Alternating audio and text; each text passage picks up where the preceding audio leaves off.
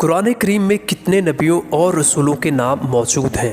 قرآن کریم میں 26 نبیوں اور رسولوں کے نام موجود ہیں۔ قرآن مجید میں جتنے انبیاء کرام علیہم السلام کے نام جتنی بار آئے ہیں وہ یہ ہیں۔